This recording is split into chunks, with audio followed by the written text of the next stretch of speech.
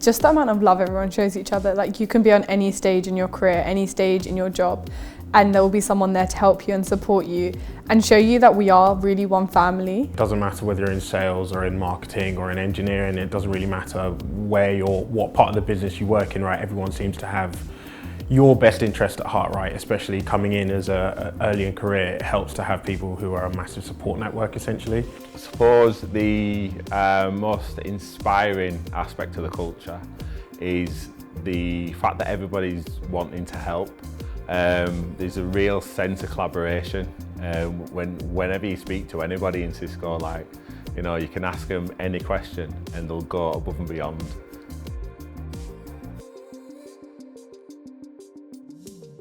Like, spending more time with family, it's an odd one, but you know, having been at university, you've kind of been away on and off for 3 years.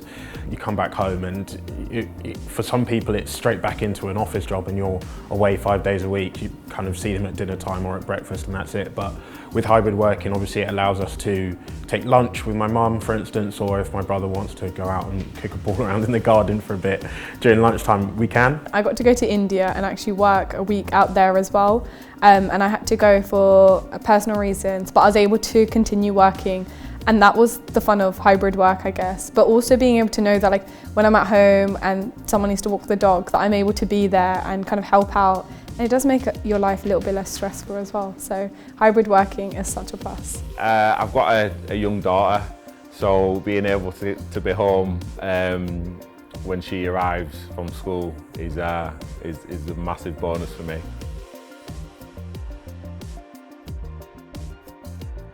Most recently, and probably most prominently, Pride in London. We were part of the team that provided the network access for those on the podiums, kind of walking around. So if you've been to Pride in London, you'll have seen different announcers on different podiums as you go around the parade, and we were the ones providing kind of the network access, or part of the team that provided network access, which was really good. I was also a mentor for a year 10 student in a school very close to Bedfont Lakes. So at Cisco we have time to give days, and I recently used one of mine to do the Three Peaks Challenge in Yorkshire. So it's a grueling 24-mile hike up 3 mountains, and we did that for a local charity in Manchester. Starting from the apprenticeship program, which I started with, we did a lot of team time to gives as well, which we went out. But also now within my team, being able to take a time to give day off to support the community. So I do a lot of charity work, and I'm a leader for the youth club in Watford. So for me, I've been able to do it within Cisco, but also outside of Cisco, and support my communities and the charity work that I do outside as well.